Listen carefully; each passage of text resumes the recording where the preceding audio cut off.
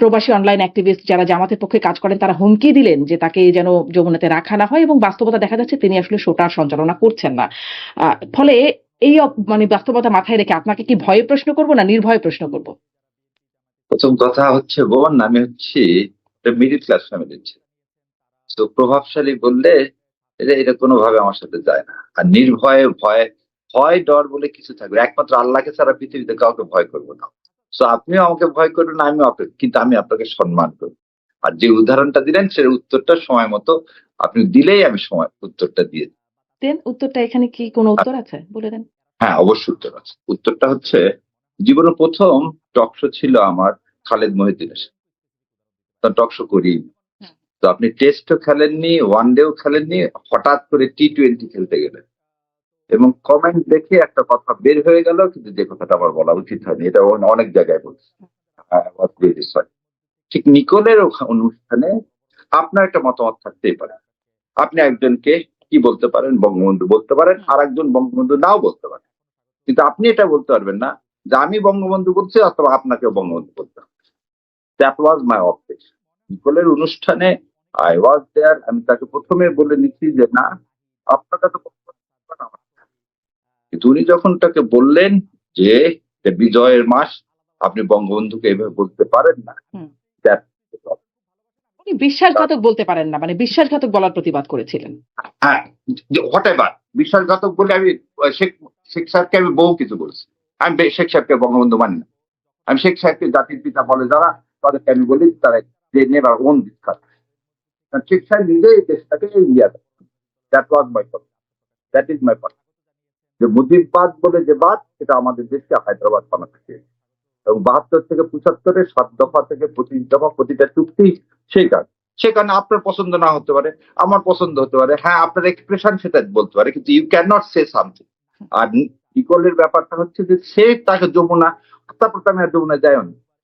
তো আমার কথা হলো যে আপনি যেটা বলবেন সেটা আপনি উপস্থাপক হিসাবে যে আপনি বলতেই পারেন, কিন্তু সেটা আপনার মতামত, কিন্তু আরেকজন মতামতকেও আপনার রেসপেক্ট করতে পারেন। ট্রলের কথা বলতে, ট্রলের কথাটা না, ওটার পর্বতে যমুনা টিভি আর করতে ডাকেও নি আমাদের, তাহলে আমরাই বেশি শিকার হলাম। অন্য সব টিভি ডাকে, ওই টিভি ডাকে না, তাহলে ওই নিকলের কারণে ডাকে না। তো এটাও জনগণের ডাকা উচিত যে টিভি মানে মিডিয়া যে নিরপেক্ষ, এখনো তা না। সেখানে হয়তো আপনি জান না, জামাতের অনেকেই জান। না, আমি জান না, আমাকে ডাকেন না। আচ্ছা, কিন্তু তিনি এখন প্রোগ্রামটাও করছেন না, এবং ধরেন যে সামাজিক যোগাযোগ মাধ্যমে যে ট্রলের শিকার হলেন, চরিত্র হননের শিকার হলেন, আপনি কি মনে করেন আপনারা সবসময় ইনসাফ ন্যায়ের কথা বলেন, এটা কি ইনসাফ হয়েছে? না, আমার কাছে তা না। একটা কথা হলো, আপনি একটা লোককে ডেকে নিয়ে যে অপমান করতে পারেন, এটা কি ইনসাফ হয়েছে? মানে না না, আপনি একটা উপস্থাপকের হিসাবে আমি একটা এটা এখানে একটা অপ্রিয় তর্ক হয়েছে। এই তর্কটুকু না হলে সুন্দর লাগতো হয়তো, বা শোভন হতো, কিন্তু যখন হচ্ছে তারপরে যে ট্রল বা ভারতীয় এজেন্ডা, না অপ্রিয় তর্ক একটা আলাদা জিনিস, আর ভারতীয় এজেন্ডা বাস্তবায়নের জিনিস আলাদা। আপনি উপস্থাপক হয়ে যদি ভারতীয় এজেন্ডা বাস্তবায়ন করতে চান, আপনি আওয়ামী লীগকে প্রাসঙ্গিক করতে চান, সেটা কি জুলাই এই অভ্যুত্থানের সাথে, বিপ্লবের সাথে বেইমানি না? যখন আপনাকে আমি প্রথম দিনই যা বলতেছি, আপনাকে সালাম, ঘরে ঘরে আপনার মতো মেয়ে জন্ম নেওয়া উচিত, কারণ সেই দিনে আপনি সাহস করে যখন বলতেন পানি লাগবে পানি, that was my first introduction, and that's how I, মানে তাকে আমি এইভাবে প্রশংসা করেই শুরু করি। তো সেখানে আপনি তো নিজেই বলতেছেন মুগ্ধর পানির কথা বলে যে আওয়ামী লীগ এদেশের রাজনীতি, এদেশের জন্য অপ্রাসঙ্গিক। আপনি হঠাৎ করে তাকে প্রাসঙ্গিক করতে চাচ্ছেন কেন? জি, তার মানে মুহূর্তেই জুলাই হিরো বঙ্গবন্ধুর কথা বললে ভারতীয় এজেন্ডা বাস্তবায়নকারী হয়ে যেতে পারেন না। বঙ্গবন্ধুর কথা, হ্যাঁ আপনি যখন বঙ্গবন্ধুর কথা, হ্যাঁ শেখ সাহেবকে এবং আওয়ামী লীগকে যারা এখানে নিয়ে আসবে তারা ভারতের এজেন্ডায় বাস্তবায়ন করতে চায়। আজকে জামায়াতের আমির তিনি বলেছেন শেখ মুজিবুর রহমান সাহেব সব যোগ্যতা এবং আন্তরিকতা দিয়ে চেষ্টা করেছেন। তিনিও এই কথাটুকু খুব নেতিবাচক না, বেশ প্রশংসা সুরেই তিনি বললেন, এবং তারপরে জিয়াউর রহমানের প্রসঙ্গ এনেছেন। তিনি তো বলেছেন তার সব যোগ্যতা এবং আন্তরিকতা দিয়ে তিনি চেষ্টা করেছেন। এটা তার পারসেপশন। আমিরে জামাত করছেন না, আমি আপনাকে বলতে, সে যদি আমিরে জামাত এই কথা বলে থাকেন, সেটা তার পার্সোনাল ওপিনিয়ন। আমি এখনো বলতেছি যে এটা আমার পার্সোনাল ওপিনিয়ন। আমি তো জামাতের মুখপাত্র না, জামাত না। আমার পার্সোনাল ওপিনিয়ন হচ্ছে যা কিছু শেখ সাহেব করছে 72 থেকে 75 না 65 সাল থেকে, হুম। সেটা ভারতের প্রেসক্রিপশনে করছে আমাদেরকে করদ্রষ্ট বানানোর জন্য।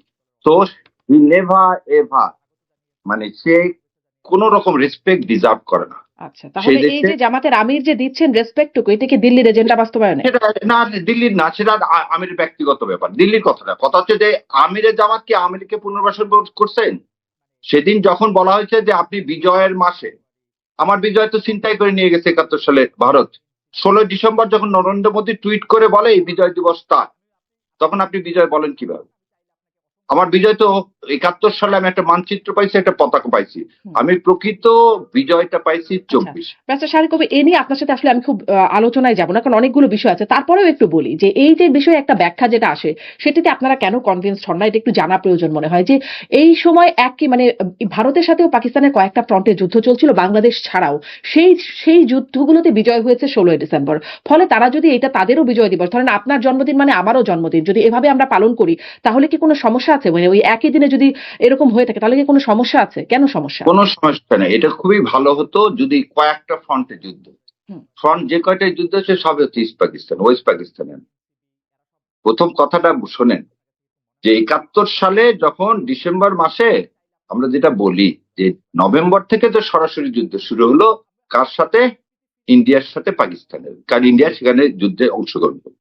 আমাদের এখানে কোনো সমস্যা নাই, কিন্তু ইন্ডিয়া আমাদেরকে সাহায্যকারী যে হিসাবে আসলো না, আসলো না, সাহায্যকারী হিসাবে আসলো। ধরে নেন ওয়েস্ট ফ্রন্টে হচ্ছে ইন্ডিয়া জিতলো, কিন্তু 16 ডিসেম্বর আমার স্যারেন্ডার অনুষ্ঠানে আমার এই যে এমএজি ওসমানী নাই কেন?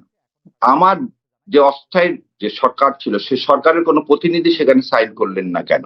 সো এই কারণের জন্য বলছি, তারা যদি সাইন করতো, তারা যদি বলতো যে না আমরা শ্রদ্ধার সাথে বাংলাদেশের স্বাধীনতাকে স্মরণ করি এবং অমুক স্থানে এই পাকিস্তান পরাজিত হয়েছিল, সেটাকেও আমরা আমাদের বিজয় দিবস মানি। সো বিজয় দিবস মানে তারা আমার 16 ডিসেম্বরকে কেন করবো?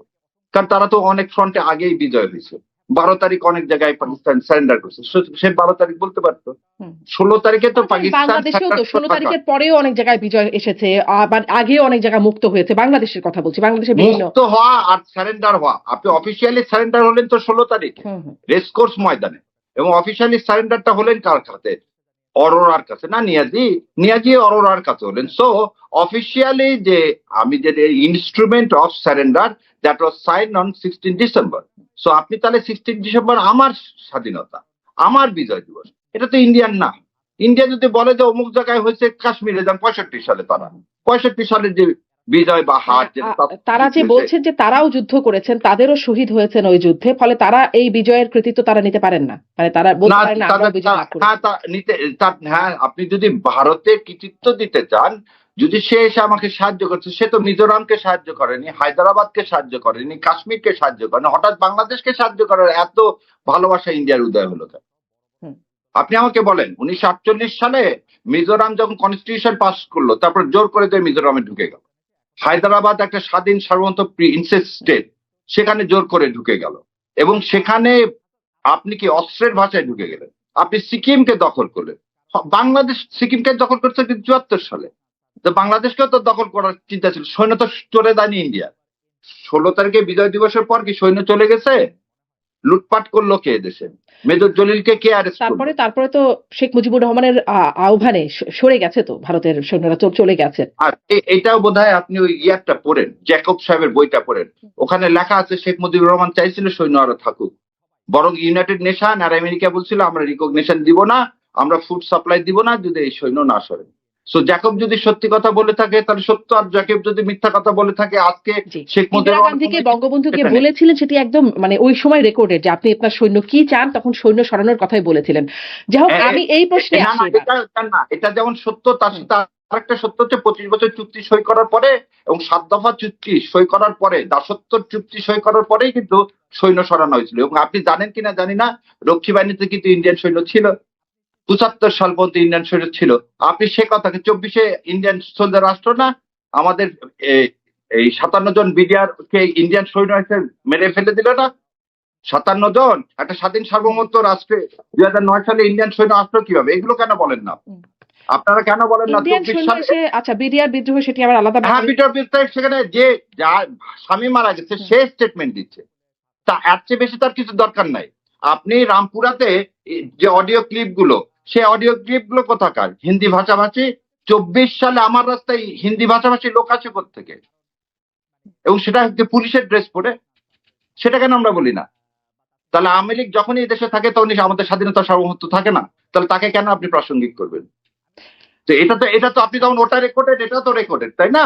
হুম। এটাও তো রেকর্ডেড। কিন্তু কোন বোথ আর ইন্ডিয়ান রেকর্ডেড। সৈন্য আসলো সেটি তো কখনোই রেকর্ডেড হলো না, কেউ তো বললো না, এই কমিশনও তো বলতে পারলো না ইন্ডিয়ান সৈন্য কারা আসছে। কোন সৈন্যতা মানে ওই বললো না? বিডিআর গুম কমিশন কেন? বিডিআর কমিশনে বলেনি যে ইন্ডিয়ান এসে এখানে হত্যা করছে? কারা আপনি আসছিল, ওটা ভালো করে কে পড়েন। কে আসছেন, মানে এটা কি বলছে সেটা আপনি যদি পড়েন?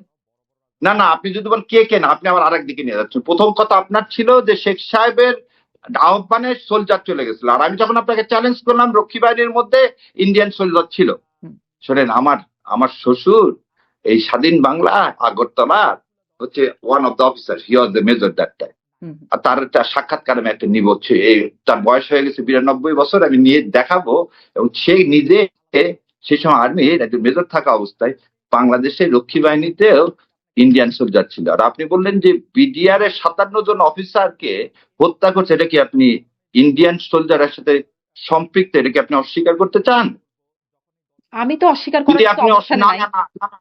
রিপোর্ট না, আপনি একটু আগে বললেন না কে করেছিল না।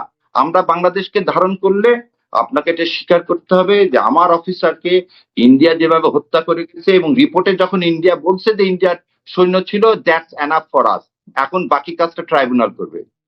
বাকি কাজটা কে করবে? ট্রাইব্যুনাল ওই করবে। যে স্বীকার করতে হবে, আসলে সেই স্বীকারের জায়গায় এক সেই একজন এক এক স্বীকার না করলে অবস্থায় আপনি আছে। স্বাধীনতাকে ওন করেন না। না, না আমি মানে আপনি স্বাধীনতাকে ওন ওই যে করবো। সেই যে যমুনার বিতর্ক নিয়ে কথা শুরু হলো না, যে সেখানে আপনি একটা বিশ্বাস করতে পারেন, উনি একটা বিশ্বাস করতে পারেন, এখন আপনি এটা বিশ্বাস করেন, উনি এটা বিশ্বাস করেন না বলে স্বাধীনতাকে না, ওন করেন, কিন্তু এটা কথা হলো না, স্বাধীনতা সার্বভৌমত্ব কিন্তু দুজনেই বিশ্বাস করি। আমি আপনি দুজনাই, নাহলে কিন্তু এই টকশোতে বসবোই না আমরা, নিশ্চয়ই। তাই না? এখন আপনি প্রশ্ন তো হচ্ছে, স্বাধীনতা সার্বভৌমত্ব বিশ্বাস করবেন অবশ্যই, এবং এখন সেনাবাহিনী সবার উপরে। এখন প্রশ্ন হচ্ছে সেনাবাহিনী যে সবার উপরে। আপনারা বলছেন, মানে আপনি যেহেতু মুক্তিযুদ্ধের প্রসঙ্গটা নিয়ে শুরুই হলো, অষ্টম ভাগে আপনাদের ইশতেহারে, মানে জামাতের ইশতেহারে বলা হচ্ছে মুক্তিযুদ্ধের সঠিক ইতিহাস আপনারা তুলে ধরার প্রতিশ্রুতি দিচ্ছেন। সেখানে আসলে জামাতকে কোন ভূমিকায়, মুক্তিযুদ্ধের সঠিক ইতিহাসে জামাতের অবস্থান কি থাকবে? আচ্ছা, আজকে দেখেন বিএনপির ইয়াতেও ইস্তাহারেও কিন্তু বলা হয়েছে মুক্তিযুদ্ধের সঠিক ইতিহাস তুলে ধরা। হুম। সো বিএনপি এবং জামাতের দুজনের এই একই অবস্থান। তাহলে মুক্তিযুদ্ধের সঠিক ইতিহাসটা কি হয়েছে, সঠিক ইতিহাস জাতির সামনে জানানো হয়নি, বরং মুক্তিযুদ্ধের ইতিহাসকে বিকৃতি করছে। সো যদি জানাতে হয় জামাতের ইতিহাসটা কিরকম, সেটা ভবিষ্যতের উপর ছেড়ে দেন। আমি এর আগেও আপনাদের বলছি, বহু জায়গায় বলছি, জামাত ইসলাম অখণ্ড পাকিস্তান যেতে চাইছে, সেটা তার রাজনৈতিক ভুল ছিল।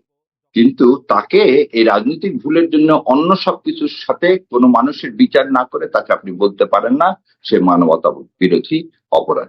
এই জায়গাতেই আমার অবজেকশন, অন্য জায়গায় কোনো অবজেকশন নেই। সো আমাদের ইতিহাসটা সবার জন্য এক হওয়া উচিত, এবং এটা নিয়ে আর ভবিষ্যতে রাজনীতি করা বা কমার্শিয়ালাইজেশন করা, একটা সম্মানের জায়গাকে ভুলণ্ঠিত করা কারোই উচিত না। জি, ব্যারিস্টার সাহেব কবির, এই যে মানে আজকে যখন জামাতের আমিরের কথা শুনছিলাম, তিনি যে ওই যে মানে মুক্তিযুদ্ধের প্রসঙ্গে জিয়াউর রহমান এবং শেখ মুজিবুর রহমানের ভূমিকার কথা বলছিলেন, আগে পরের কথা, সেখানে তিনি বলছেন যে মুক্তিযুদ্ধের পরে সমাজে ইনসাফ প্রতিষ্ঠিত হবে, বৈষম্য থাকবে না। বাংলাদেশ হবার পর 4.5 বছর আওয়ামী লীগ সুযোগ পেয়েছিল, কি করেছিল কি করে নাই, তখন যারা জীবন্ত সাক্ষী ছিল এবং এখন যারা বেঁচে আছেন তারা এটা ভালো করেই জানেন। তো মুক্তিযুদ্ধের সময় যারা জীবন্ত সাক্ষী ছিলেন, মুক্তিযোদ্ধা ছিলেন এবং এখনো যারা বেঁচে আছেন, তারা আসলে সবাই একরকম ইতিহাস বলে, আর জামাত অন্যরকম ইতিহাস কেন বলে? মানে এটা নিয়ে আপনার সাথে সেদিন একটু কথা হচ্ছিল, তারপরে একটু আবার একটু জানি। জি, 72 থেকে 75 সাল পর্যন্ত 20,000 মুক্তিযোদ্ধাকে কেন মেরে ফেলে দিলেন? সিরাজ শিকদার তো মুক্তিযোদ্ধা, মেরে ফেলে দিলেন কেন? আওয়ামী লীগকে এই প্রশ্নে এই কাঠগড়ায় কে দাঁড় করান? আচ্ছা, তারপরে জিয়াউর রহমান হত্যার আজ পর্যন্ত বিচার হয়নি, আপনি বোধহয় জানেন। জিয়াউর রহমান হত্যার আজ পর্যন্ত ফরমালি বিচার হয়নি, এবং জিয়াউর রহমান হত্যার পরে যতগুলো আর্মি অফিসারকে ফাঁসি দেওয়া হয়েছে, অল আর ফ্রিডম ফাইটার। সো একটা নির্দিষ্ট দেশ, তার পরিকল্পনা, প্রকৃত ইতিহাস, আমাদের স্বাধীনতা, আবার বলতেছি আমাদের স্বাধীনতা, আজকে 54 বছর পর যখন বলা হয় যে স্বাধীনতার ইতিহাস প্রকৃত হয়নি যারা বেঁচে আছে, কারণ 20 বছর যার বয়স ছিল বা 15 বছর যার বয়স ছিল, আজকে 54 আর 15 কত, 69 বছর বয়স। তো সুতরাং যারা এখনো জীবিত আছে, এই যে বললাম আমার শ্বশুরের মতো কিংবদন্তি, তাদের কাছ থেকে শুনতে হবে যে 72 থেকে 75 সালে কেন লক্ষ লক্ষ লোক না খেয়ে মারা গেল, কেন আমার বাসন্তী জাল পড়লো, কেন শেখ হাসিনা যখন ইন্ডিয়াকে বলতে যা দিয়েছি কোনোদিন ভুলবে না, তখন কেন আমার বোনকে কাঁটাতারের বেলায় ঝুলতে হলো, এটা মনে হয় আমাদের সবারই মনে আছে। সো ইতিহাসকে যদি সঠিকভাবে লিখতে হয় তাহলে লিখতে হবে যে আজকে 24-এর অভ্যুত্থানের সময় যে ভারতের আধিপত্যবাদের বিরোধিতা যে জামাত ইসলাম করেছিলেন, that was the right step. আমাদের প্রকৃত স্বাধীনতা ভারত কোনোদিন আমাদেরকে দেয়নি। 7 দফা এবং 25 দফার মাধ্যমে একটা গোলামের জিনজির পড়াইছে, এবং এটা দেখতে পায় না যারা কাঠের চশমা পড়েছে।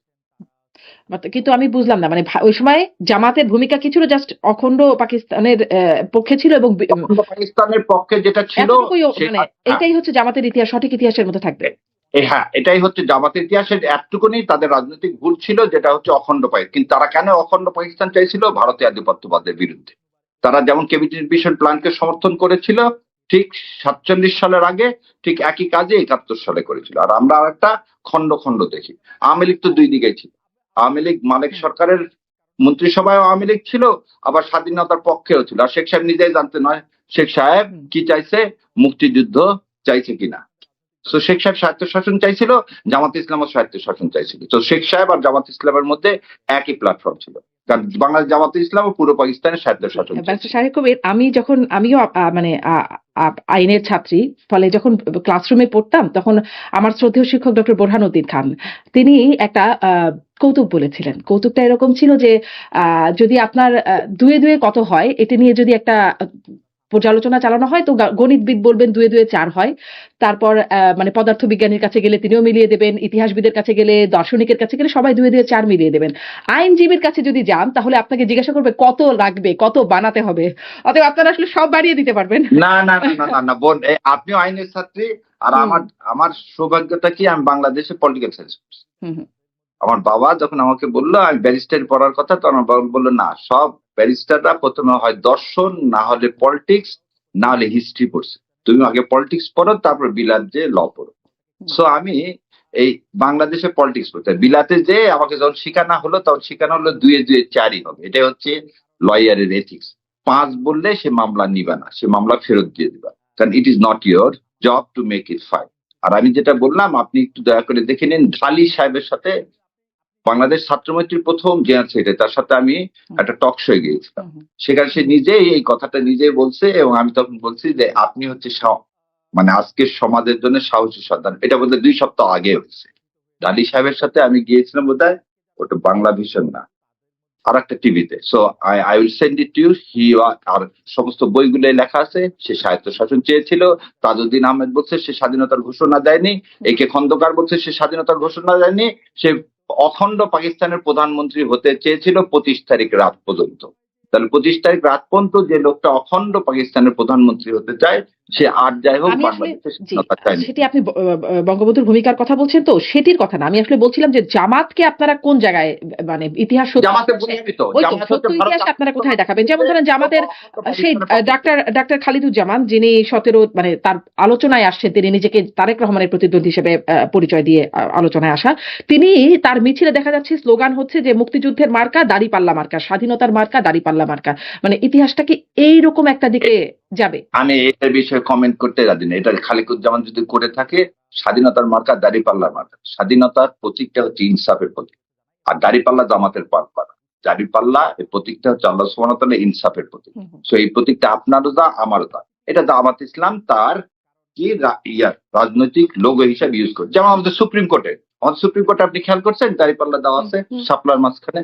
সো আমি এখন কি বলবো যে দাড়িপাল্লাটা সুপ্রিম কোর্টের এই লোগোটা ইনসাফের লোগো, মানে কি ন্যায় বিচার করা হবে, একটা সমাজের ন্যায়। আমাদের বৈষম্যর বিরুদ্ধে তো 71 সালে যুদ্ধ হয়েছে, পশ্চিম পাকিস্তানের বৈষম্যর বিরুদ্ধে। তো আপনি 24 সালেরটাও কি বৈষম্যের বিরুদ্ধে? দুইটা একই কিন্তু।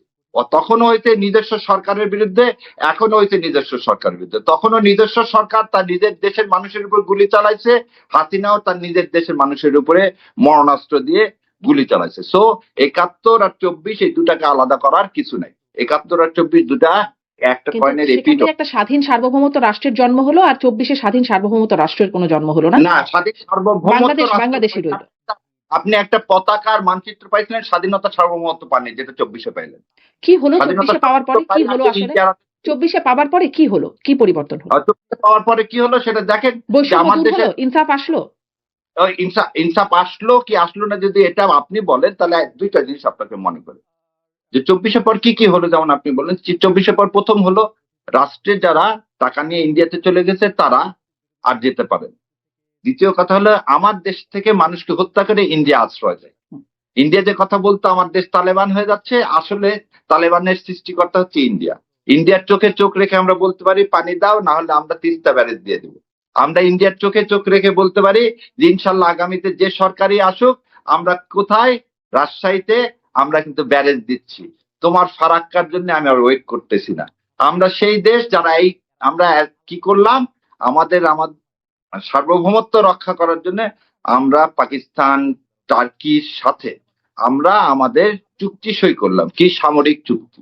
সো এই জিনিসগুলো যারা দেখতে পারে না তারাই মনে করে যে না ভারত, আমরা তো কোনো কিছুই লাভ করিনি।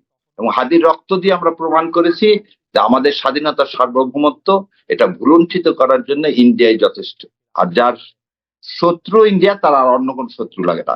আর যার হাদির বন্ধু রক্তে ইন্ডিয়া, কিভাবে প্রমাণ হয়ে গেল যে স্বাধীনতা সার্বভৌমত্ব ইন্ডিয়া? মানে তদন্ত যা বলছে, মানে পুলিশের তদন্তে যা আসলো তা তো সেটা বলে না। আর কোন তদন্তে বের হলো যে হাদির রক্তে মানে ইন্ডিয়ার?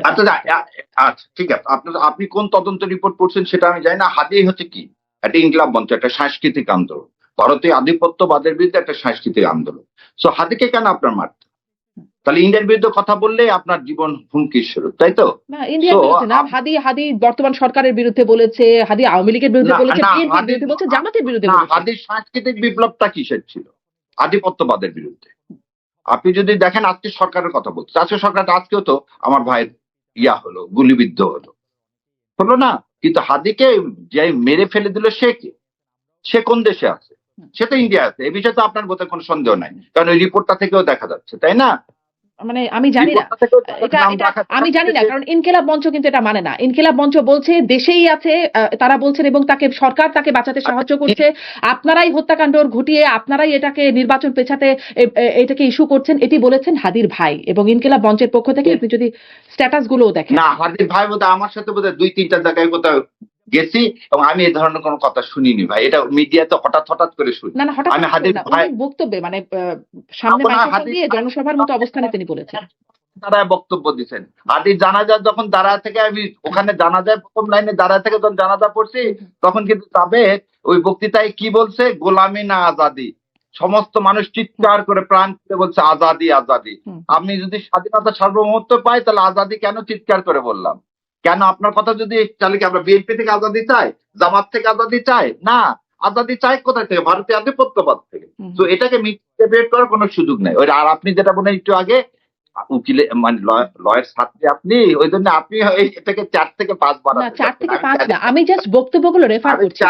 আমি ব্যারিস্টার শাহরিয়ার কবির, আমি বক্তব্যগুলো রেফার করছি। আপনি ফাতিমা তাসনিম জুমার ফেসবুক পোস্টে যান, সেখানে তিনি বলছেন, সেখানেও তিনি বলছেন যে বাংলাদেশেই আছে, আপনারা এটাকে লুকানোর চেষ্টা করছেন। আমি এখন কোট করতে চাইলে আমি খুঁজে বের করতে পারবো, ওটা বলতে পারে তারা, কিন্তু আমরা যেটা বলতেছি। তারপরে ধরেন জাবের, যার কথা আপনি বলছেন, তিনিও বলছেন, এবং তাকে ক্রস ফায়ার দেওয়া যেন না হয় সেজন্য তাকে বলছেন, মানে দেশেই আছেন, ক্রস ফায়ার দেওয়ার কথা বলছেন। হাদির ভাই আলোচনায় বলে গেছেন যে আপনারাই হত্যা করিয়েছেন, আবার আপনারাই এটাকে ইস্যু করে নির্বাচন বানচাল বা নির্বাচন পেছানোর ষড়যন্ত্র করছেন। হাদির ভাই বলছে জামাত ইসলাম করছে, এরকম কোনো কথা? এরকম না, আমি যা বলছি সেরকমটা বলেছেন। আচ্ছা, আমি এরকম কোনো কিছু, কারণ হাদির ভাই জামাত ইসলামের সব জায়গায় যাচ্ছে আসতেছে, সো এরকম কথা বলার কিছু, নির্বাচন পিছানোর জন্য হাদিকে খুন করা হয়েছে তা না। ভারতীয় আধিপত্যবাদের বিরুদ্ধে যে বলছে তাকে কি করা হয়েছে, হত্যার হুমকি দেওয়া হয়েছে। হত্যার হুমকি না, I am the first man, government যাকে গানম্যান দিচ্ছে কেন?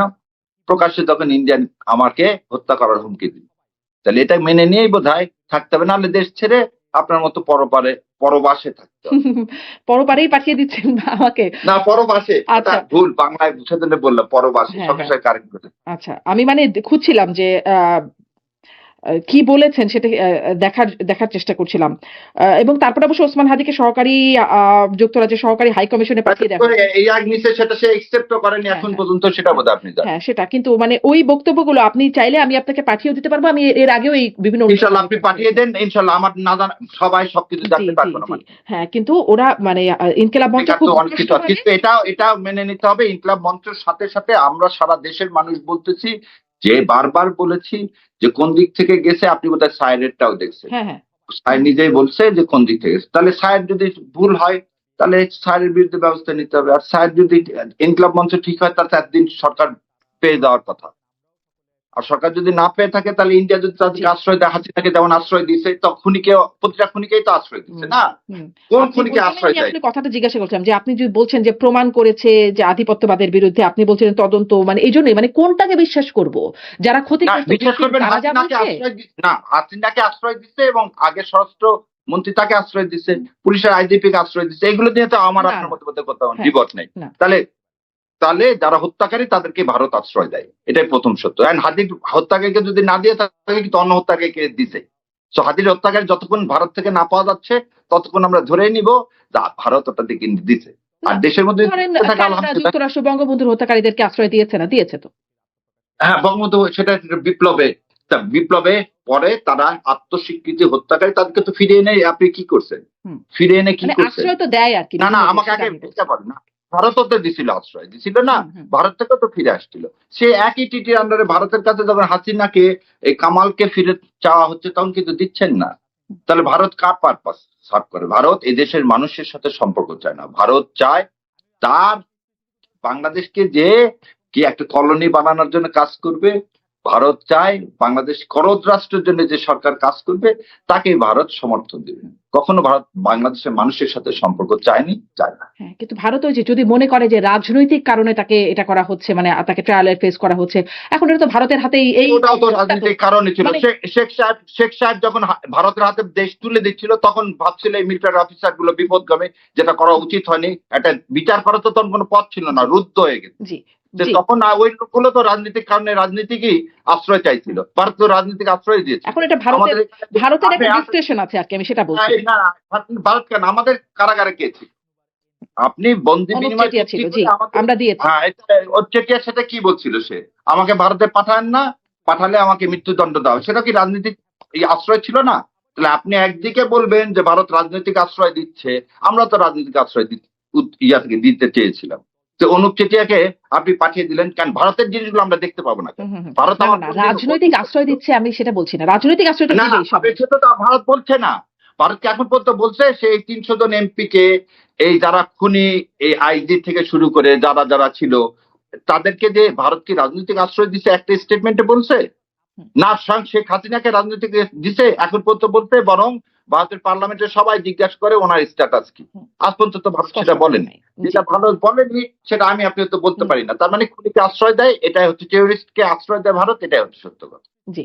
আচ্ছা, আমি এখানে এই ভারতের বিষয়ে আমাদের আজকের আলোচনার বিষয় না। আমরা আমাদের ইনশাআল্লাহ চলেন সামনে আমরা আগে আরো আরো অনেক বিষয় আছে। ইশতেহারের চলেন। আপনাদের জামাতের ইশতেহারের যে প্রসঙ্গটি আরো একটু কথা বলবো বলছিলাম যে নারীদের বিষয়ে জামাত বেশ আলোচনায় আসছে এবং বারবার তর্কের মুখে পড়ছে। অনেক কিছু জবাব দিতে হচ্ছে আপনাদেরকেও এই প্রেক্ষাপটে। জামাতের ইশতেহারে পরে বলা হচ্ছে যে জামাত ক্ষমতায় গেলে নারীদের মধ্যে মন্ত্রিসভায় উল্লেখযোগ্য সংখ্যক প্রতিনিধি অন্তর্ভুক্ত করা হবে। এই আলোচনাটা এখন আসছে যে এমপি হবার মতো যোগ্য বা একজন ব্যক্তিও পাওয়া গেল না। মন্ত্রী হবার মতো ব্যক্তি আপনারা পাবেন কোথায়? এটা খুবই ভালো। আমি জানি যে আমার বোন এই প্রশ্নটা করবে। তাহলে এই প্রশ্নের উত্তর দেওয়ার জন্য আমি একটা লোকের একটা লেখাটা দেখাই। দেখতে পাচ্ছেন কি লোকের লেখাটা? হ্যাঁ, হ্যাঁ, হ্যাঁ। হ্যাঁ। আচ্ছা, এটা বোধহয় আপনি দেখছেন বোধহয়। জামাতের সর্বোচ্চ বডি মজলিসের শুরায় ২৮৪ জনের সদস্যের মধ্যে ৯১ জনই নারী। বিএনপি যে সর্বোচ্চ বডি খালেদা জিয়ার পর সেখানে কোনো নারী নেই। মাসুদ কামাল সিনিয়র সাংবাদিক। হ্যাঁ, তো এটা তো উনি বলছেন মাসুদ কামাল সাহেব, এবং মাসুদ কামাল সাহেব আরেকটা কথা বলছেন যে এটা যে জামাত বলে দিছে, দিয়ে জানার পরে সমস্ত ইউনিভার্সিটির মেয়েরা যখন ছাত্র শিবিরকে জয়লাভ করাইছে তখন আর এটা নিয়ে কথা বলার কি আছে? আমি ওই দিকে যাবো না। আমি আপনাকে একটা জিনিস বলি। আচ্ছা, আজ পর্যন্ত কি কেউ জিজ্ঞাসা করছে যে বেগম খালেদা যে অসুস্থ ছিলেন, বিএনপি নারীর ক্ষমতায়ন চায়, এ বিষয়ে কিন্তু কেউ বলতেছেন না না বিএনপি নারীর ক্ষমতায়ন চায় না। এই কথা কিন্তু কেউ প্রশ্ন করছে, আপনিও কোনদিন কাউকে করেন আমার জানা, যে বিএনপি নারীর ক্ষমতায়ন চায় না, এই কথা কিন্তু আপনিও প্রশ্ন করেন। সো বিএনপি নারীর কিন্তু এই ক্ষমতায়ন প্রশ্নটা চায় করেছি যে আপনারা কেন ৫% নারী দিতে পারেন নাই? মানে না, না, সেটা তো। প্রতিশ্রুতি আর অনুযায়ী। আমি আজকে আপনার মাধ্যমে প্রশ্ন করতেছি বিএনপি নারীর ক্ষমতায়ন চায় না বরং জামাত ইসলাম। বিএনপি কেমন করে ক্ষমতায়ন চায় না? দেখেন, কোকোর ওয়াইফের বিরুদ্ধে কোনো মামলা ছিল না, আপনি জানেন? তিনি বাংলাদেশে ছিলেন, তিনি মালয়েশিয়া ছিলেন। তাকে বিএনপির দায়িত্ব দিলে কি হতো? অনলাইন থেকে একটা দল চালানোর কি দরকার ছিল? কেন শিথিল ভাবিকে আমি ভাবি বলে সম্বোধন করতেছি, খুব যেহেতু বড় ভাই। তার ওয়াইফকে যখন দেশনেত্রী অসুস্থ, তখন তাকে এই ভাতটা দিলে কি হতো? তাহলে প্রথম কথা হলো সেখানে কি কি নেতৃত্বের হতো, তিনি কি দ্বন্দ্বরত? সেই রকম না, না, যোগ্য ছিলেন, দক্ষ আ- ছিলেন, মানে সেটি কি পরীক্ষিত আ- হয়েছে? আচ্ছা, এইবার বলি যোগ্যতা দক্ষতা যে বলছিল এর আগেও আপনার সাথে একদিন, নজরুল কোন স্বশিক্ষায় শিক্ষিত। আপনি কাউকে কোনো ক্যান্টিনে আজকে ভোটে যাচ্ছেন না, ভোট চাচ্ছেন না মাঠে, হুম, হুম। চাচ্ছেন তো, এবং তিনি বক্তব্য দিচ্ছেন। সো তাকে যদি আপনি দিয়ে দেখতেন, শোনেন, বেগম খালেদা জিয়া যখন হয়েছিলেন তখন ঘর থেকে প্রথম গৃহিণী থেকে তিনি রাজনীতিবিদ হয়েছিলেন, তখন কিন্তু ভালো মতো তিনি বক্তব্য দেওয়া শেখেননি। সো একটা লোককে দিলে তার, আমার কথাটা ওই জায়গায় না, নারীর ক্ষমতা। বিএনপির সর্বোচ্চ পদে বেগম খালেদা জিয়ার পরিবারের ছাড়া বাইরের কেউ যাওয়ার কোনো সুযোগ নেই, কিন্তু তার গঠনতন্ত্রে কি তাই লেখা আছে? লেখা নাই। তার গঠনতন্ত্রে লেখা আছে যে কেউ হতে পারে। হয়েছে 17 বছরে হয়নি। তারপর আমি সেদিন বলছিলাম, ডক্টর জুবেদার মতন এরকম, মানে কি বলবো, উচ্চ শিক্ষিত, তার ব্যাপারে তার এই কথা বলার কিছু নেই বলতে, বরং তুলনা যদি করেন তারেক জিয়া রহমানের সাথে, ডক্টর জুবেদার তার যে মানে ক্যালিবার সবকিছু উৎকর্ষিত সাধিত। তাই কি আপনি ভাইস চেয়ারম্যান বানাইছেন? তার বিরুদ্ধে যে মামলা, সে মামলা অনেকদিন আগে উইথড্র হয়ে গেছে। যখন তারেক রহমান বলছে যে আমার আশাটা আমার একার ইচ্ছার উপরে নির্ভর করে না, তার ওয়াইফের আশাটা, তখন তার ওয়াইফটা এর মধ্যে বাংলাদেশে এসে গেছিলেন, তো তার ওয়াইফকে কেন এই দলের দায়িত্ব দেওয়া হলো না? মানে তোর ওয়াইফ তো নেতৃত্বের যোগ্যতা বা মানে রাজনীতি, মানে দলের মধ্যে তো সেই গ্রহণযোগ্যতা, যোগ্যতা, দক্ষতা থাকতে হবে। সেটা কি মানে সেই বিষয়ে কি আমরা প্রশ্ন করতে পারি যে তিনি সেই যোগ্যতা আছে কিনা? জোবাইদাকে সবাই চাইছিল। কোথায়? কে বলেছে? হ্যাঁ, আমরা তো রাজপথে সব জায়গায় দেখছিলাম যে জোবেদা রহমানকে সাবস্টিটিউট হিসাবে তারেক রহমান আসতে পারতেছে না, তাহলে জোবেদা রহমান আসুক। আমি যদি এখন বলি, আমি একটা ছেলে হিসাবে যদি ভয় পাই, আমার ওয়াইফ আমার চেয়ে ভালো করবে, অতএব ওখানে আমি দিতে পারি না। আচ্ছা, যা, ওটাও বাদ দিলাম। আপনি এতগুলো আসন দিলেন, জুবেদুর রহমানকে বেগম খালেদা জিয়ার যে আসনটা ছিল সে আসন দিতে পারতেন না? আমার প্রশ্নটা অন্য জায়গায়, কোন জায়গাটায়? নারীর ক্ষমতায়ন চান। এই যতগুলো পয়েন্ট বললাম, এগুলো পয়েন্ট বোধহয় একটা আমার বোনরা কোনোদিন কাউকে জিজ্ঞাসা করেন মানে এটা যে কেন, কেন এটা তো জুবেদা করতে পারতেন, রহমানকে। এটা কেন করলেন না? এই প্রশ্নটা কি না, করা যায়? এই প্রশ্নটা যেমন জাইমাকে কেন দিলেন না একটা পদ, বা না, মির্জা ফখরুল ইসলাম জাইমা, আলমগীরেরও মেয়ে ছিলেন, তাকে কেন একটা আসন দেয়া হলো না? নারীর মানে ক্ষমতায়ন না, এভাবে কি আর নারীর ক্ষমতায়ন হয়? নারীর আমি যদি এই ক্ষমতায়ন প্রশ্নটাও করি, যদি এই করতে পারতেন কেন করলেন না, এই ধারা থেকে যদি প্রশ্ন করি, ধরেন বললেন না। আমার তারেক কথা রহমানের এই সাথে ধরনের দেখি, আমি প্রশ্নটা একটু প্রশ্নটা করি, ধরেন তারেক রহমানের সাথে বলুন। দেখি যে জুবাইদা রহমান বা তার কন্যা জাইমা রহমান তারা প্রচারণায় যাচ্ছেন। জামাতের আমির বলছেন একটা জনসভায় যে আমাদের ঘরে কি স্ত্রী নাই, কন্যা নাই, জায়া নাই, তারা কি উচ্চশিক্ষিত না, তারাও বিভিন্ন জায়গায় কর্মজীবী, তো তারা কেন প্রচারণায় নামছেন না? তারাও তো পারতেন। এবার এবার এইখানে আপনার এই কথাটাই উত্তর দিলাম। যাকে নিয়ে আপনি মিটিং এ, যাকে নিয়ে ফরেন ডেলিগেশনে নিয়ে যাচ্ছেন, বসাচ্ছেন, তাহলে তার যোগ্যতা আছে। যোগ্যতা না হলে তো বসাতেন, হুম। নিয়ে যেতেন না। নিয়ে যেতেন কি? না। নিয়ে যেতেন। তো যোগ্যতা যখন আছে, তখন তাকে ভোটে দাঁড়ায় দিতেন, তাকে দলের একটা পদ দেন।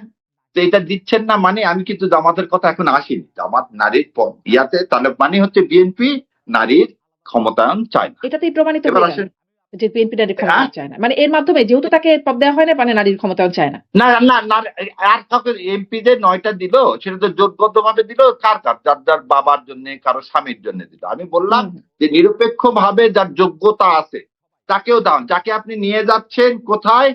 সমস্ত জায়গাতে, সমস্ত এই ওই 300 ফিট থেকে শুরু করে ওই ইন্ডিয়ান যে ইয়ে আসলো, ফরেন নাম্বার আর ফরেন মিনিস্টার আসলো, সেখানেও সব জায়গায় যাদেরকে নিয়ে যাচ্ছেন তাদেরকে আপনি কি দিচ্ছেন না? জায়গা দিচ্ছেন না। এবার আসেন হয়তো এমনটা বাংলাদেশ। মনে হতে পারে যে তিনি আসলে আসন দিলে জয়ী হয়ে আসবার মতো হবেন না, কিন্তু তার এই যোগ্যতা আছে যে তিনি ফরেন ডেলিগেটের সাথে কথা বলতে পারবেন, তিনি এই পারপাস গুলো সার্ভ করতে পারবেন হয়তো, মানে আমি জাস্ট বলছি আর কি। এই আপনার উত্তরটাই আমি দিলাম যে বাংলাদেশ জামাত ইসলামের যে নারীরা আছেন, হয়তো জামাত ইসলাম চিন্তা করছে তাদেরকে দিলে হুম। এখন সেই পরিবেশটা নাই, তারা ওখান থেকে জয় হয়ে আসবে। আচ্ছা। বিএনপিও যে চিন্তা করছে, জামাত ইসলামে কিন্তু একই তাদেরকে চিন্তা করছে। মন্ত্রিসভা দিলে তারা পারবেন, এটা জামাত আর মনে করছে। আবার ওই যে একটু আগে আপনি বলছেন যে হ্যাঁ। ফরেন ডেলিগেটের সাথে যে বসতে পারবে, তা তো তার সেই ইয়াটা আছে। হুম। হয়তো এমপি হতে পারবে না, কিন্তু foreign delegate she or he can handle. আচ্ছা, মানে আমি সেটা আপনার যদি কথা হ্যান্ডেল থেকে করতে পারে কনফিউশন তাহলে তো পাচ্ছি। হতে তার পারে। মানে আপনারা বলছেন এমপি হওয়ার মতো যোগ্যতা এখনো হয় নাই, কিন্তু মন্ত্রী হবার মতো না, যোগ্যতা এমপি আপনারা হওয়ার পেয়েছেন। না, আবার বললেন, আপনি বলতেছেন, আপনি নিজেই বলছেন এমপি যোগ্যতা বলেননি, কিন্তু হুম। আপনি বলছেন এমপি হয়ে ভোটে জিততে ওই পারবে। তো, সেটাই তো যোগ্যতা। যোগ্যতা না, যোগ্যতার ভোটে জেতা দুটো আলাদা দিন। আলাদা কিছু। কেন? হ্যাঁ, আপনি যদি ভাবেন যে হ্যাঁ এখনো পরিবেশ সেফ হয়নি, এখনো পরিবেশ সেফ হয়নি, একটা মাকে আপনি যখন দেখতেছেন দিনের বেলায় আমার একটা মার কি হেজাব কেড়ে নিচ্ছে, পেটে লাথি দিচ্ছে, ছুরি মারতেছে, তখন আমি আমার মা এরকম মেয়েকে তো আমার বাপ ওইখানে দিব ভাইদেরকেও না। দিচ্ছে না, মানে আপনাদেরকেও না তো দিচ্ছে। ভাই যে একটা জিনিস বোঝেন, ভাই আর ছেলের মধ্যে যখন আমরা এটা আবার কি যে ভাইকে দিচ্ছে সেটা নিয়ে আলোচনা হচ্ছে না বেশি। হুম। আমার বোনকে দিলে এদের গালিগালাজের কথা বলেন না, ট্যাগ করার কথা, ট্যাগ তো ছেলেদেরকে দিচ্ছে, কজন ছেলেকে নিয়ে ট্যাগের কথা আসে? না, ট্যাগের মেয়েদেরকে বিষয়টা হলে সেটা বিশেষ, আসবে। ব্যারিস্টার শাহরিয়ার, ট্যাগের বিষয়টা বিশেষ কিন্তু, কারণ সেখানে নারী মানেই চরিত্র হরণ, পুরুষ মানে নানান রকম কিছু আছে, কিন্তু নারীর ক্ষেত্রে একটু বিশেষ ব্যাপার চলে আসে, কিন্তু আমি আর বিশেষ এখানে আর বিশেষের এগুলা যোগ হয়ে যায়। পুরুষের চরিত্র হরণ হয় কিনা, হুম। চরিত্র তো সবারই আছে। ধরেন মা বাংলাদেশে বোন যে গালিগুলো আপনাদের মানে সামাজিক যোগাযোগ মাধ্যমে দেওয়া হচ্ছে, সবগুলো নারী কেন্দ্রিকই গালি, যার কারণে মানে নারী মানে একটা বিশেষ আচ্ছা, এই রকমের বিষয়ে আর না দেখান। না যায়, সকালবেলা না ঘুম যায়। থেকে আমার ঘুম ভাঙে হতে গালি শুনে। হুম, হুম, আজকে প্রতিদিনই সুন্দর মতো ইন্ডিয়ান নাম্বার থেকে এখন দেখাচ্ছি, ইন্ডিয়ান নাম্বার থেকে সকালবেলা আসবে একটা করে কল এবং গালি শুনবে, আমি আলহামদুলিল্লাহ বলে রেখে হুম, দিয়ে দিই। তো এটাই কথা। কথা হচ্ছে নারীর ক্ষমতায়ন হওয়া উচিত, আগেও বলছি আজকেও বলছি। জামাত বা বিএনপি না, দুইটা দলের কেউই নারী ক্ষমতায়ন করতেছে না। অতএব একটা দলের বিরুদ্ধে কথা না বলে হুম, আমরা দুইটা দলকে কাঠ করায় দাঁড় করাই, বিএনপি এবং জামাত দুইজনের উচিত নারীর ক্ষমতায়ন করা এবং সেই জন্য পরিবেশটা তৈরি করা। সো এখানে জামাতকে আলাদা করে প্রশ্ন করা বা বিএনপিকে আলাদা, তার দুইটাকে একসাথে একই কাঠ করায় দিতে একদম হবে। আপনার সাথে এই বিষয়ে একদমই মানে একমত না হয়ে উপায় নাই, কারণ এই প্রসঙ্গটা আমরা যখন প্রশ্ন করি তখন এটাই প্রশ্ন করি, কেন 5% প্রতিশ্রুতি দিয়ে কোনো দল দিল না, জামাত একজনকেও দিল না, কিন্তু বিএনপিও 5% কোটা পূরণ করতে পারে নাই, কিন্তু জামাতের বিষয়টা কেন আলোচনায় আসে যখন বলা হয় প্রকাশ্যে যে জামাত থেকে শীর্ষ নেতৃত্বে যেতে পারবেন না, বিএনপি থেকে তো এটা বলা হয় না। তারা হয়তো শীর্ষ নেতৃত্বে পাঠাবে কি পাঠাবে না পরের প্রশ্ন, কিন্তু বলা তো হয় না, কিন্তু জামাতের পক্ষ থেকে যখন এটা বলা হচ্ছে তখন কি আলোচনাটা আসবে না ব্যারিস্টার শাহরিয়ার? আপনি তো লয়েড সার্কিট কন্ট্রাক্ট করছেন, এক্সপ্রেস আর ইমপ্লাইড টার্ম আছে না, হুম, হুম, যেখানে সারা জীবন আপনি জানেনই আওয়ামী লীগ এবং বিএনপি, হুম, আওয়ামী লীগ এবং শেখ সাহেবের পরিবারের বাইরে কেউ হবে না, আর বিএনপির কে হবে না, বেগম খালেদা জিয়াউর রহমানের পরিবারের বাইরে হবে না, আর জামাত ইসলামের কোনো পরিবারতন্ত্র নেই। কিন্তু এখানে একটা জিনিস বলা হচ্ছে, আমাদের এখানে নারী আমির হবে না। কিন্তু নারী আমির হবে না মানে যে প্রধানমন্ত্রী হবে না তা কিন্তু না। তো এই জিনিসটা নিয়ে আমার এটা রাজনৈতিক অবস্থান ভাই, আমার এখানে আমির হবে না কোনো মেয়ে। তার মানে এই না যে আমি নারীর ক্ষমতায়ন চাই না। ক্ষমতায়ন একটা জিনিস, আর আমির করতে না পারা, আমির না হওয়াটা এটা আর একটা জিনিস। জনগণকে ডিসাইড করতে দেন। আমি তো জনগণকে বলছি, আমি তো এটা দিয়ে হিপোক্রেসি করিনি, আমি তো বলে দিচ্ছি আমার দলে কোনো মেয়ে আমির হতে পারবে না। আপনি তারপরেও বোন, আপনি আমাকে ভালোবাসলে, কোরআন সুন্নাহকে ভালোবাসলে আমাকে ভোট দেন, না হলে নাই। আমি তো এই কথা বলছি না, দেখি সামনে করে দিব, এরকম তো কোনো কথা না, বলেন, খুবই তাই যৌক্তিক, না? এই ব্যাখ্যাতে খুবই যৌক্তিক মনে হচ্ছে, কিন্তু নারী আমির হবে না এর পেছনে তো একটা ব্যাখ্যা আছে, আপনারা তো আর এমনি গায়ের জোরে চাপাচ্ছেন না, আপনারা ব্যাখ্যা দিচ্ছেন যে ইসলাম এলাও করে না, তাই তো? ইসলাম এলাও করে না, ফলে নারী আমির হবেন না, নারী শীর্ষ নেতৃত্বে যাবেন না, তো ইসলাম কি এটা এলাও করবে তখন? মানে দলের শীর্ষ নেতৃত্বে যেতে পারবেন না, কিন্তু দেশের শীর্ষ নেতৃত্বে নারী যেতে পারবেন, ইসলাম কি এটা এলাও করবে? দেশের শীর্ষ নেতৃত্ব না, এখানে দুইটা জিনিস দেখেন। একটা জিনিস দেখেন, লিমিটেড মোনার্কি, যেহেতু ইউ আর লয়ার স্টুডেন্ট সেহেতু সাধারণ মানুষকে বোঝার জন্য বলি, লিমিটেড মোনার্কি আর অ্যাবসলিউট মোনার্কির মধ্যে পার্থক্য আছে। আমাদের রাষ্ট্রপতি তিনি কি নমিনাল হেড না? হুম, হুম, হুম, সেটা একটা নমিনাল হেড। ধরে না আমাদের কোনো বোনকে আমরা রাষ্ট্রপতি বানাবো, তাহলে সে কিন্তু সর্বোচ্চ সব কিছু কাজ হবে কিন্তু তার নাম। নামে, হ্যাঁ, কিন্তু সে কি কোনো কাজ করতে পারবে? হুম, হুম, সে কোনো কাজ করতে পারবে না। কিন্তু কনস্টিটিউশনে বলাই আছে যা কিছুই হবে সবই হচ্ছে তার নাম দিয়ে হবে। তাহলে কি হলো, কাগজে কলমে সে সর্বোচ্চ হেড, কিন্তু অ্যাকচুয়ালি কাজ কিন্তু তার নামে হচ্ছে না। কে করতেছে? ক্যাবিনেট। আর পার্লামেন্ট ফর্ম অফ গভর্নমেন্টে কি, এই cabinet sang together, sing together. Hmm. So prime minister, in the name of prime minister, আমাদের দেশে আমরা কেন বলতেছি যে একদলীয় শাসন ব্যবস্থা, যেটা শেখ সাহেব করে গেছে এবং যেটা শেখ হাসিনা করলো গত 15 বছর, এটার নাম পার্লামেন্ট ফর্ম অফ গভর্নমেন্ট না, এটার নাম অটোক্রেসি। এবং অটোক্রেসিতে আপনি পুরুষ বলে শীর্ষ নেতৃত্ব, হ্যাঁ, শীর্ষ নেতৃত্বে যাকে হ্যাঁ, সে অটোক্রেসি না হলে আপনি কি ব্রিটেনের পার্লামেন্টে প্রাইম মিনিস্টার যা বলবে তাই হবে? নো। দেখেন আবার দেখেন, এবার একটা সুন্দর জিনিস হয়েছে, 70 অনুচ্ছেদ কিন্তু সবাই বাদ দিতে চাচ্ছে। তার মানে দলের প্রধান যেটা খারাপ কথা বললে আপনি কিন্তু সেটাকে কি করতে পারবেন? অপোজ করতে পারবেন। সো 70 অনুচ্ছেদ যখন বাদ হয়ে যাবে তখন হবে কি, এই যে পার্লামেন্ট ফর্ম অফ গভর্নমেন্টের কথা, যে একটা কালেকটিভ রেসপন্সিবিলিটি, এই কালেকটিভ রেসপন্সিবিলিটিটা তো ডেমোক্রেসির আইডিয়াল ফর্ম। সো যেটা শেখ হাসিনা রেখে গেছে বা শেখ সাহেব করে গেছে, সেটাই তো এই দেশকে ধ্বংস করার কিন্তু মুখ। আমার প্রশ্ন সেই হচ্ছে শীর্ষ সরে আসতে নেতৃত্ব, হবে। আমার প্রশ্নটা শীর্ষ নেতৃত্ব মানে আপনি পার্লামেন্ট ফর্ম অফ গভর্নমেন্টে কি, ওই তো বললাম যে প্রেসিডেন্ট যদি হয় তাহলে ইন দ্য নেম অফ, তার প্রেসিডেন্ট বলে কি সমস্যা? আর যদি প্রধানমন্ত্রী? প্রধানমন্ত্রী উনি তো হলে de কি হবে, কালেকটিভ রেসপন্সিবিলিটি। সেখানে তো আপনি বলতে পারেন না যে অ্যাবসলিউট পাওয়ার কারো কাছে নাই। তো তো জামাতে আমিরের কি অ্যাবসলিউট পাওয়ার? আপনাদের দলে গণতন্ত্র নাই, তিনি যা বলবেন তাই হবে। জামাতের আমিরও কিছু করতে পারে না, এটাই হচ্ছে জামাতের বিউটি। জামাতের সুরা পাস না করলে আমিরের তো তাহলে জামাত তো একই বিষয় না, তাহলে তো একই রকম হচ্ছে। হ্যাঁ একই বিষয় ধরে তো সুরাতে 91 তাহলে জন জামাতের মেয়ে আছে। আমির হতে পারবেন না শীর্ষ নেতৃত্ব, কিন্তু মানে হতে পারবেন না নারী, কিন্তু শীর্ষ নেতৃত্ব না, দেশের হতে পারবেন, এটা কি ব্যাখ্যায়? শোনেন, এটা জিনিস দেখ, বিএনপি চাইলে তারেক রহমান ছাত্র দলের যে কোনো কমিটি ভেঙে দিতে পারবে, কিন্তু আমিরে জামাত চাইলে ছাত্র শিবিরের যে কোনো কমিটি কেন কোনো কিছুই ভাঙতে পারবেন না, নিয়োগও দিতে পারবেন। এখন আপনি যেটা বলছেন এটা নিয়ে আমরা, যেমন আমি এর আগেও একদিন বলছিলাম, যদি এখন আল্লাহকে প্রশ্ন করা হয় যে একটা মেয়েও কেন নবী ছিল না, একটা মেয়ে কেন রসুল ছিল না, কেন তুমি হাওয়াকে প্রথমে সৃষ্টি করনি, কেন তুমি আদমকে সৃষ্টি করছো, আল্লাহ তার উত্তর কোরআনে দিয়ে দিচ্ছে। সেটা যদি আমি সন্তুষ্ট হই আলহামদুলিল্লাহ, যদি সন্তুষ্ট না হই আপনার ব্যাপার। It is the belief. আমার এটা বিলিফ, আমি এটা বিলিভ করি। আর একটা দিন আমরা এই ধরনের অনেকগুলো প্রশ্নের সম্মুখীন হয় কি কারণে, যে এই প্রশ্নের উত্তরগুলো যেন প্রতিটা এম্বাসিকে পাঠানো যায়। জামাত ইসলামের যেহেতু চরম জনপ্রিয়তা, কোনোভাবে দেখানো যেতে যদি যায় যে এরা মেয়েদের মানে এম্পাওয়ারমেন্টে বিলিভ করে না, তাহলে হয়তো ফরেন কান্ট্রি গুলো তাদের সমর্থন তুলে নেবে। সেই জন্য ফরেন কান্ট্রি সমস্ত ডেলিগেশন এসে জামাত ইসলামকে সব প্রশ্ন জিজ্ঞাসা করছে, জামাত ইসলাম যতক্ষণে পারছে সম্ভব তার উত্তরগুলো দিছে। এখন বাকি জনগণের উপর ছেড়ে দেন। জনগণ যদি এম্পাওয়ারমেন্ট করতে চায়, আমি সেদিন ডক্টর নকিবুর রহমান আমার অনুষ্ঠানে ছিলেন, যুক্তরাষ্ট্র জামাতের মুখপাত্র, তাকেও আমি এই প্রশ্নটাই করছিলাম, এজন্য কি আপনারা ধরি মাছ নাচুই পানি অবস্থায় থাকেন কিনা, যে পশ্চিমারা আবার চাপ দেবে এগুলো বললে নারীর এম্পাওয়ারমেন্ট, তখন ওই জন্য তাদের সামনে বলা যাবে না। আবার দেশে মানে শরিয়া লয়ের বিষয়টাও এরকম, পশ্চিমাদের সামনে বলছেন বলা না আমরা শরিয়া ল করবো না, কিন্তু দেশের আবার ভোটারদের সামনে গিয়ে একটু তার যারা আসলে ইসলাম প্রেমী শুনতে চায় যে ইসলামের আইন হবে, তাদের সামনে গিয়ে বলছেন যে দিন কায়েম করতে হবে। আপনি যেমনটা বলেন দিন কায়েম করতে হলে দাঁড়িয়ে দিতে হবে। আমি আমার ওই জায়গাতে আছি, আমি আপনাকে বলতেছি মৃত্যুর আগ পর্যন্ত থাকবে। শোনেন, এটা ধরি মাছ নাসুই পানি, পানিতে মাছ ধরতে গেলে পানিতে নামতে হয়। আর বাংলাদেশ জামাত ইসলামে ধরি সুই মা এর মধ্যেই নাই। সেই কারণে বললাম যে আমরা তো পরিষ্কার বলে দিলাম যে আমার আমির হবে না। এটাকে আমি আমেরিকাকে বলছি যে না আমির হবে, তা কিন্তু বলিনি।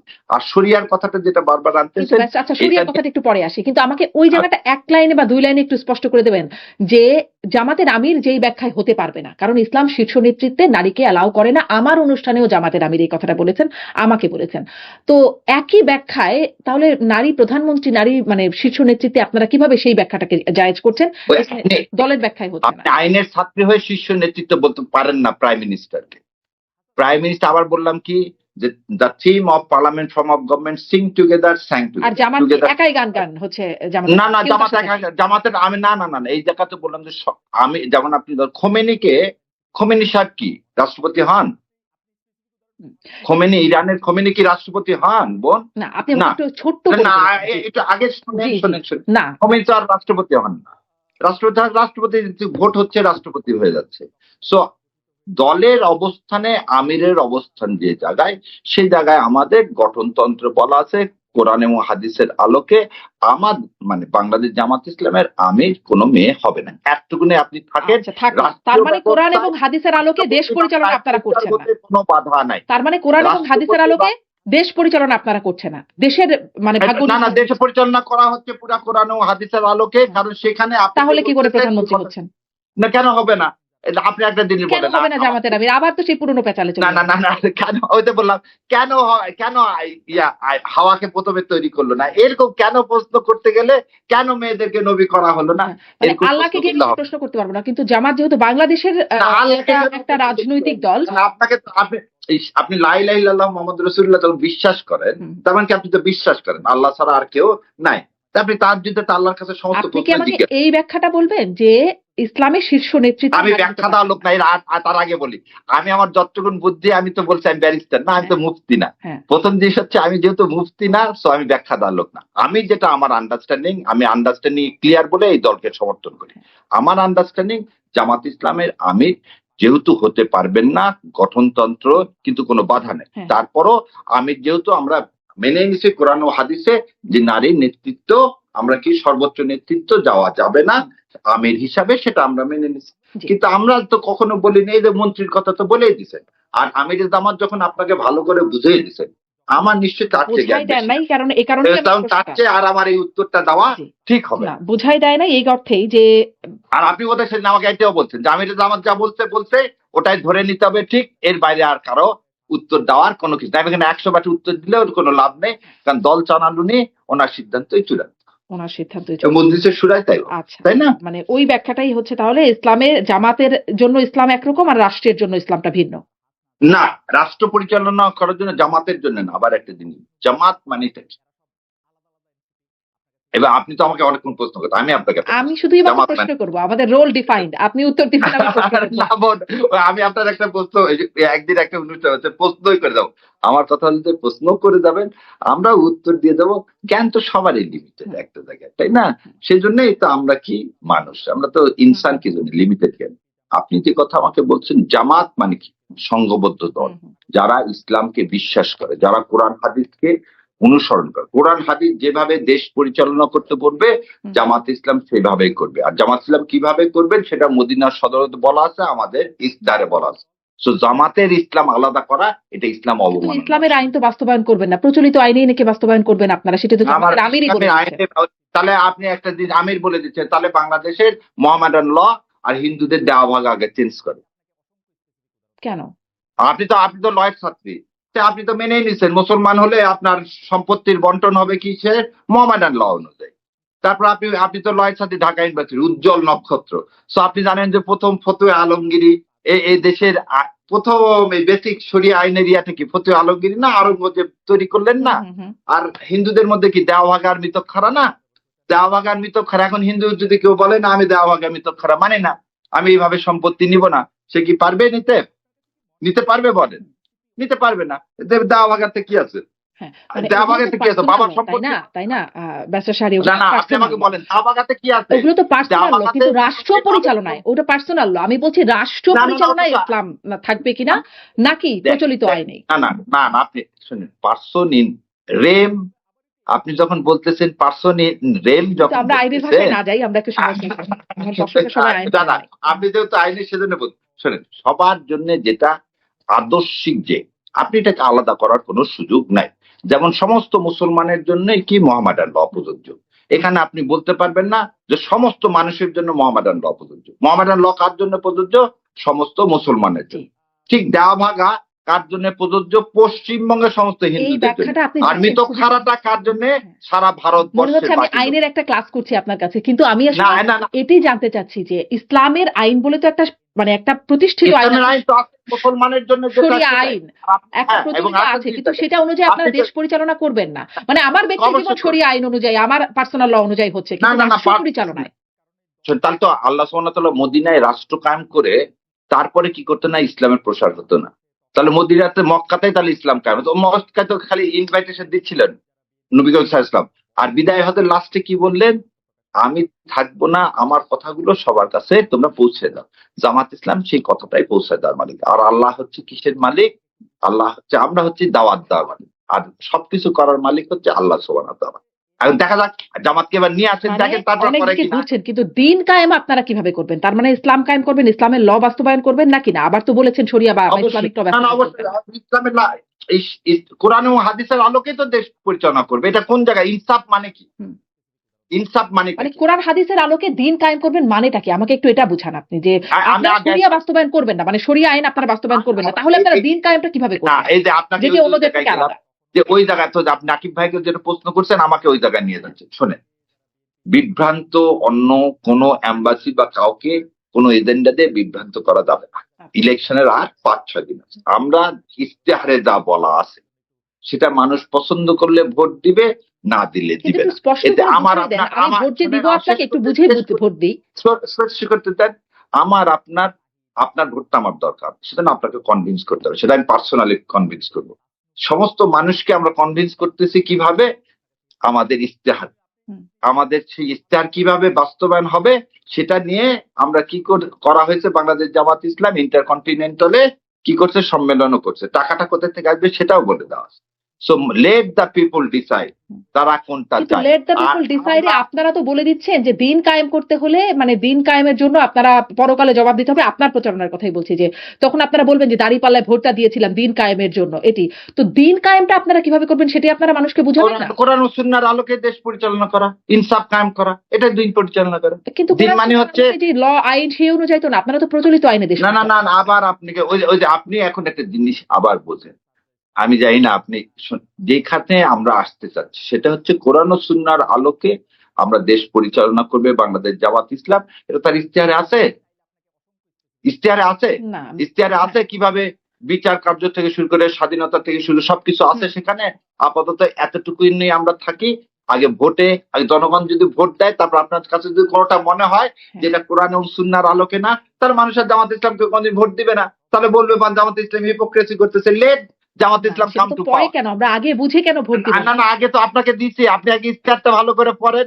আর তার সাথে আর কিন্তু একটা আমি এই ব্যাখ্যাটা তো বুঝলাম না। আপনারা জামাতের আমির, তিনি যেহেতু সর্বোচ্চ মানে বক্তব্য দেওয়ার জন্য আপনাদের দলের, তিনি যখন বলছেন শরিয়া কায়েম করবেন না, আবার আপনি বলছেন দিন কায়েম করতে হলে জামাতকে ভোট দেন, দাঁড়িপাল্লায় ভোট দেন, পরকালে জবাব দিতে পারবেন। শরিয়া is the part component of the দিন। শরিয়া হচ্ছে, আমরা ভাবি খালি কি আচ্ছা আইন কি একটা সমাজে খেলে রাষ্ট্রনীতির মধ্যে আইনটা একটা কম্পোনেন্ট না, আইনটা একটা কম্পোনেন্ট।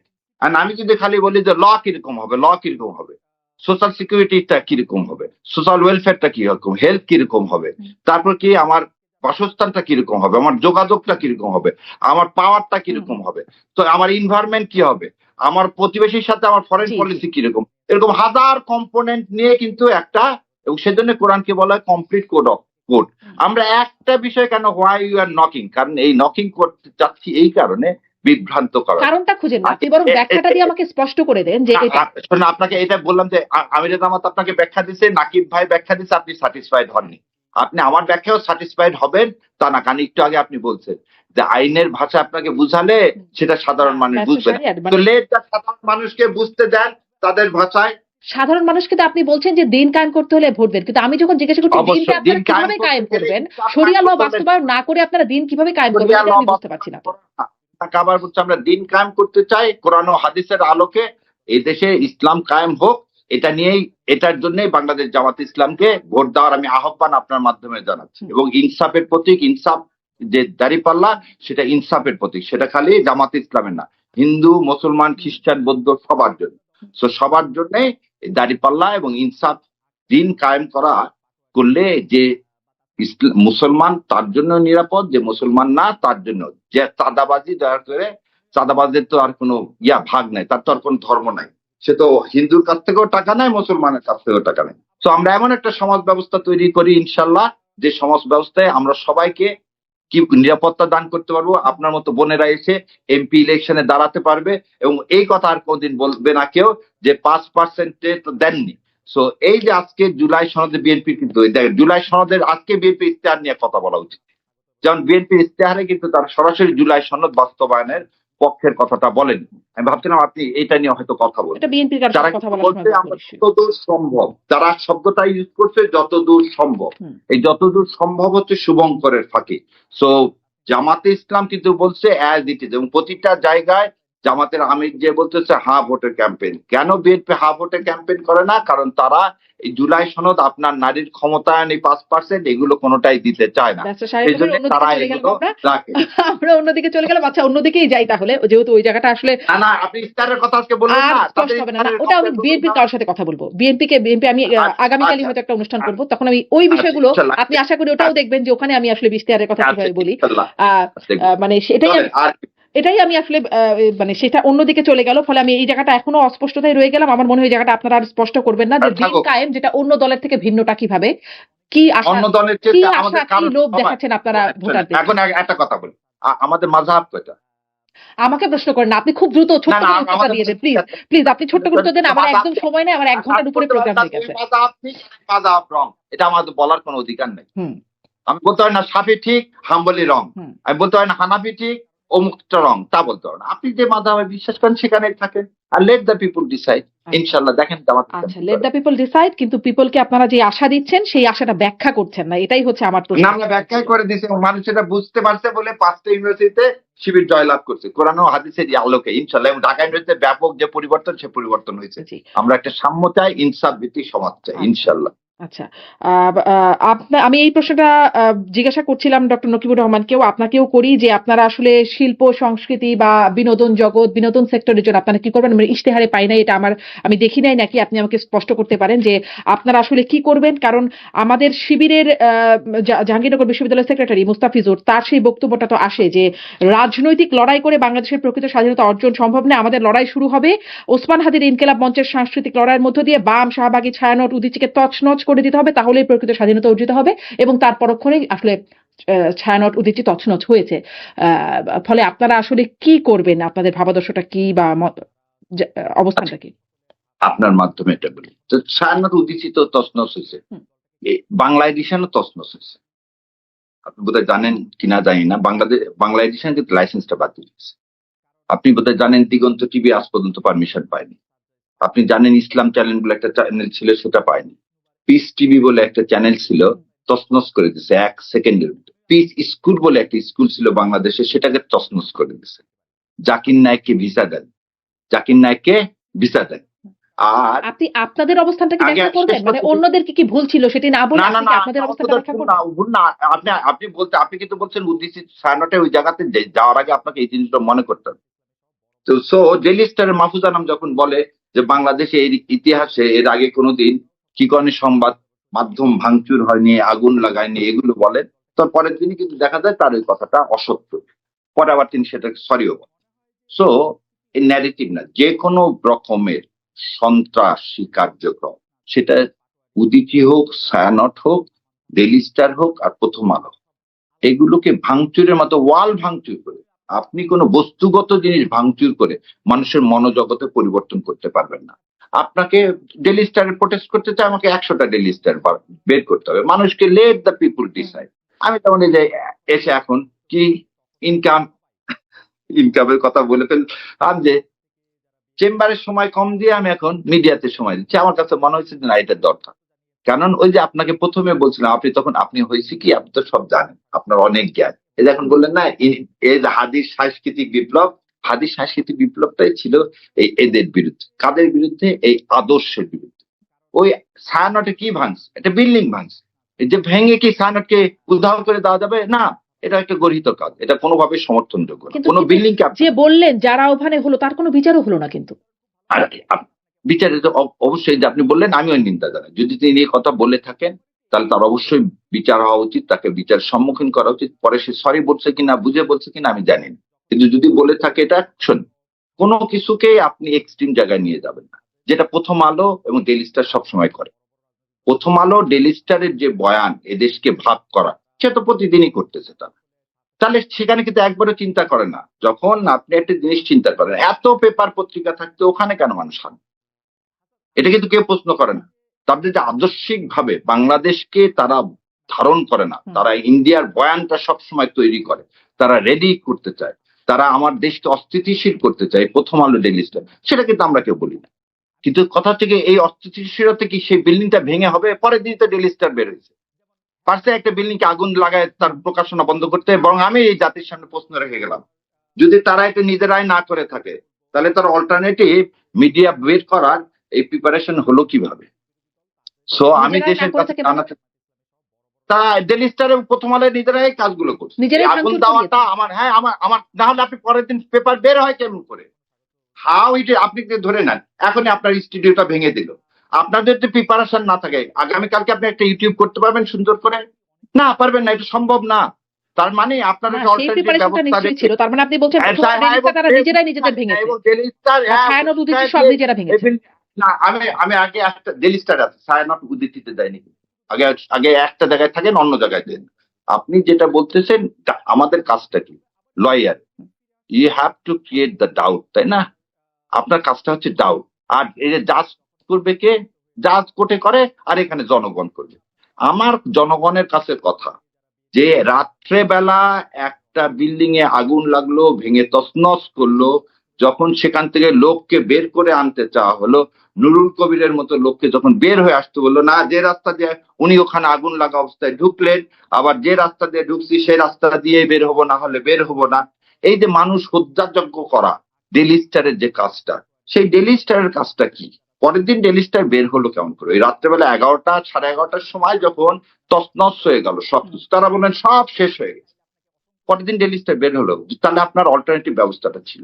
সো মানুষকে চিন্তা করতে হবে যে যারা এই কাজটা করতেছে তারা এদেশের স্বাধীনতা সার্বভৌমত্বকে ওন করে না, তার ইসলামকে ওন করে না, তার ইসলামের কি চায় না, তারা চায় যে একটা যে কোনো ভাবে আমরা তো দেখলাম এই একদম প্রকাশ্যে বলা হলো, প্রবাসী অনলাইন অ্যাক্টিভিস্টরা বললেন এটা ভাঙচুর করার জন্য। এটা আজকে না, আগে থেকেই বলছেন, যখন বলেন তারপরে ভাঙচুর হয়, দেয়া হয়। ততবার আপনাকে যদি এই কথা বলে দেয়, অনেকের দেখি খুব মায়া কান্না আছে 32 ভাঙা।